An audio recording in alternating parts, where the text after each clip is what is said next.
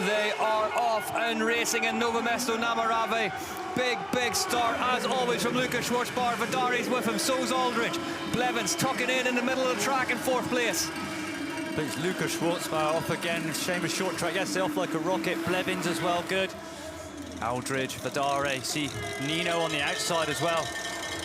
Mathieu van der Poel in more trouble, off to one side of the course. The glasses have gone. Let's see it, Ollie, talk us through it. Yeah, just coming off here. Oh, my Lord. Big slam from van der Poel.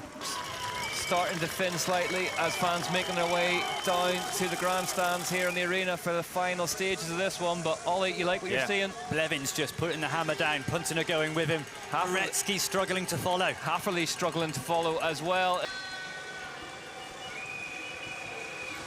So good in 2025, Christopher Blevins. It's been a tour de force, hasn't it, so far for this man?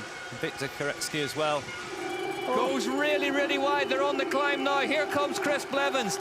Take absolutely nothing away from this man. It's going to be his 2nd cross-country Olympic win of the season. But here comes Matisse Azaro behind him. Blevins can't believe it. Blevins to the line. Christopher Blevins wins in Novo Mesto Namarave. Behind him, it's going to be a sprint, and it's going to be Lars Forster. No, it's going to be Azaro around the outside. Azaro goes wide. Azaro.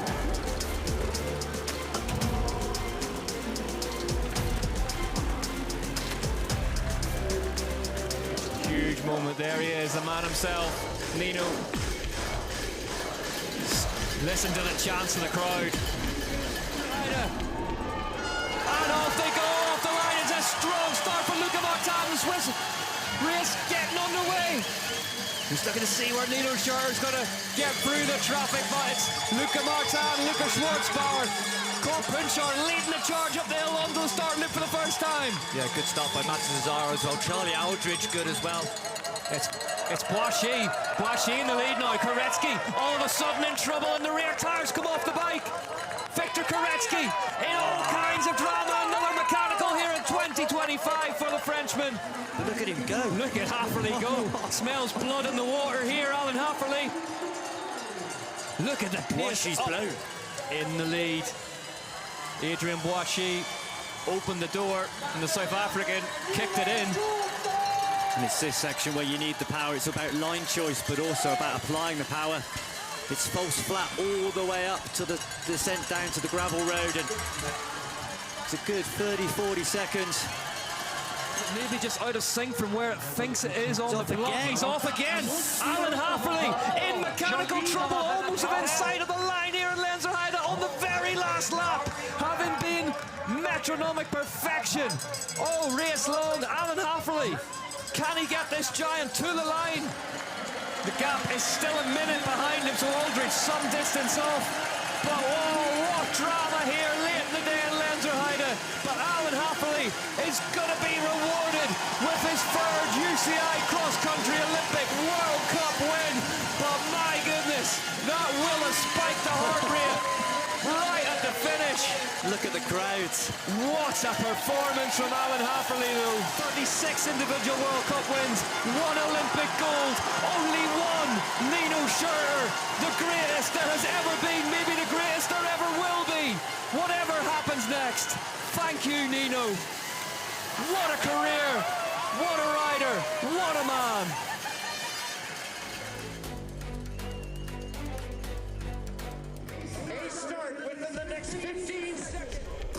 And green, they go in Val di Sole. Trentino, Thomas Litcher in the black jersey, really strong up the line, as is Christopher Blevins in the red of Specialized Factory Racing. But it's Luca Martin from Cannondale Factory Racing who leads the way. Yeah, Lucas Schwartzbauer, not the best of starts, missed his pedal, he's just drifted back to 10th. Can't take your eyes off this one. Alan Hatherly as well, 10th position now, 55 back. And still, only 1 rider in this top 5 has ever won a UCI Cross Country Olympic World Cup before. Yeah, it's been amazing to see it. I think it's the year, we always have it post-Olympics. You get some of the older riders, they have that focus for one last games, and then they just drop a little bit. Luca Brido on the hardest climb. Vidari moving to the front of this race as we look at it. Right in front of our very eyes, Vidari heading towards the front for Specialized Factory Racing. Puntener fighting to stay in touch here, but it's Martin Vidari, the Chilean, is on the move here. Pulls across that road gap to the moon. Right, swap places then. If you're Martin Vidari, how do you now play this as he arrives at the front of the race? Is he going to go straight past Azaro? Straight past. Straight past? Yeah, 100%. He knows he's got the momentum. I think if you're Vidari, you'd like to just get past. He wants to have the lead going into the descent. I think he wants ahead of him onto the descent, and he does so. Martin Vidari now leads the race here in Val di Sole Trentino. Vidari leads in Italy. This is the dawning of a new age of cross-country racing. Chile has a new hero. Vidari victorious in Val di Sole. What a result from Martin Vidari. And for the first time today in the booth, we are speechless.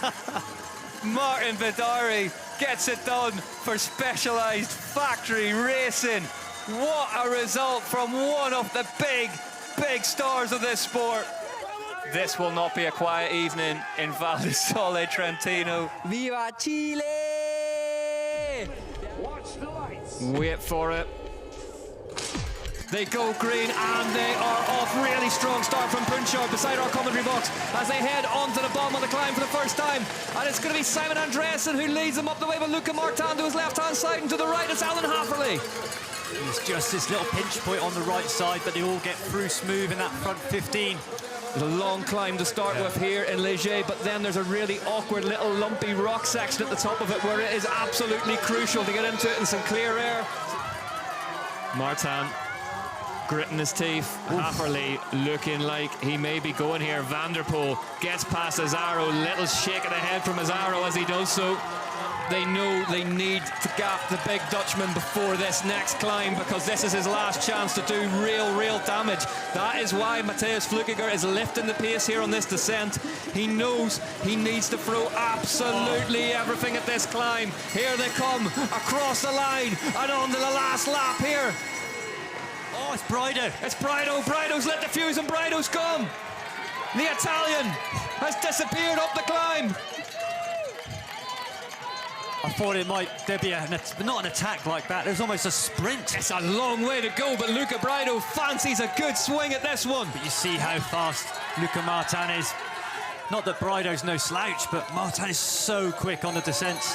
I said, Martin absolutely disappearing down a lift shaft on that cannonade. Look how tight he is the inside of that turn. He's closing right back onto the back. Yeah, Mateusz Flukiger's not done yet. Just closing back, he's not far off. He's going! Luca Martin round the outside, gets past Luca Brido. And he's done it! He's got round him on one of the steepest parts of the track. Luca Martin, unbelievable bike racing, up out of the saddle. Brido keeps swinging at him. And it's a false flat now. We tend to turn right, and then we've got the steepest climb before we enter into the tech, and you want to be into that tech in first place. Luca Martin on the steepest part of the track, up out of the saddle now, attacking every inch of this Léger track. Screamed on by the French fans. Martin's disappearing on him. Martin's putting more time into him, Ollie. And we know he's a bit faster in this techie section. If he hits the descent first with a gap, it's going to extend. We know how good he is on the descent. Pulled back 8 seconds on the last descent. One rock garden, 2 rock gardens and 1 wall ride to go between this man and his debut elite UCI cross-country Olympic World Cup victory. 1 down. 1 wall ride. It's going to be a Cannondale double in Léger. France has a new hero. Allez les Bleus. Here comes Luca Martin. Take a bow. Luca Martin wins a UCI cross-country Olympic World Cup at home in France. Luca Brido, the Italian national champion, fought so bravely, has to settle for 2nd place.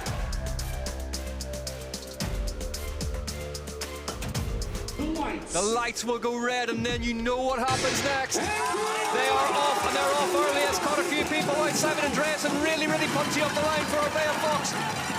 Christopher Blevins in the middle of your shot in the red jersey as they all get through the first right-hander cleanly. Yeah, good start for Charlie Aldridge as well after that mechanical in the short track. Tom Pidcock charging hard to catch up with Christopher Blevins. Now Blevins in 5th place, all in red, as we're used to seeing him in 2025. Pidcock has actually broken free of that big train behind him. There's Pidcock on the left-hand side. Whoa, Tom Pidcock, look at the reserves of power that man has. That is some attack up here. And these two welded together at the front. You can hear how hard they're having to work. I think you've got this long drag up through here, up into that last loop, and yeah. He's having a good go at Pidcock here. That's a proper attack. That's a lot of what's being dropped on that climb, but Luca Martin is doing his best to hang on the back wheel of Tom Pidcock here. But look at Tom Pidcock. Luca Martin is into the pits. Oh, and this is disaster for the Frenchman. It's a rear wheel change late in the day here. Lap 6 out of 8 in Pala and Sala Andorra. He has chased Tom Pidcock round every inch of this track, and this is not what he deserves for those efforts. He's had to stop again. He stopped again, has he? He has. Here at the UCI Cross Country Olympic World Cup, the perfect performance, the perfect race. Pidcock, perfection in Pala and Sal. Not a bowler to him. Tom Pidcock takes his 8th UCI Cross Country Olympic World Cup, draws level with Cadell Evans. Put up one of the biggest fights of his career so far. The lights will turn red, and then they will go green, and then we are off and racing in Mont-Saint-Anne. Luca Martin, superb off the start line. Adrian Boishy going well. Over to his left-hand side, here comes Martin Vidari. Simon Andreasen now as they make a sprint for the right-hander up the hill, the all-important corner. Ollie, this is looking too close to call. Yeah, it's a sketchy one. Really bad start for Charlie Aldridge. Missed his pedal. Oh, it's Luca Martin going down just off the bridge. Just off the side of the bridge.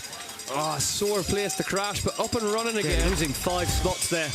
And that's why we saw him take that second bridge on so aggressively. And that is a crash for Chris Blevins. Slides out on the left-hander, manages to remount the Specialized, gets back underway again, but drama early on here in Mont-Saint-Anne. And it's Puntner on the front of it. The big Swiss rider in 5th currently. Yeah, he's coming at some speed. And we know how strong he is. Up there goes up the steepest inside line there. Going for the shortest possible route up then. Charlie Aldridge turning the screw at the front of this one. And that gap is just opening up a little bit now to Martin Vidari. Vidari's hurting. And this is a tough section. You go over those mud switchbacks, down into this rock section. It keeps climbing through here. Martin Vidari needs to be closer to this on the back of Charlie Aldridge if he wants to get that second win of the season. And that's a good gap now. Aldridge will like what he sees. And he knows that this climb works really, really well for him. Can stand on the pedals, put some of that massive horsepower down into the ground. And is he riding away from Martin Vidari here? It's 8 seconds now on the split. Yeah, that gap going up. Charlie Aldridge is going to do it. Finally, the British national champion is going to notch a win on the biggest stage of all at the UCI Cross Country Olympic World Cup. It's all Aldridge in Mont-Saint-Anne. Charlie Aldridge takes the win in Canada at the UCI World Cup finals. Behind him, Martin Vidari fought so bravely for so long. Second place today for Specialized Factory Racing. Ollie Beckinsale, you've been out there, you've done it yourself. How big a win's this? Massive, massive win for Aldridge. He took his first XCC short track race in the J. From Charlie Aldridge. What a year though from Chris Blevins. Blevins on the 23rd, but the title is his. And finally gets to hoist the UCI Cross Country Olympic World Cup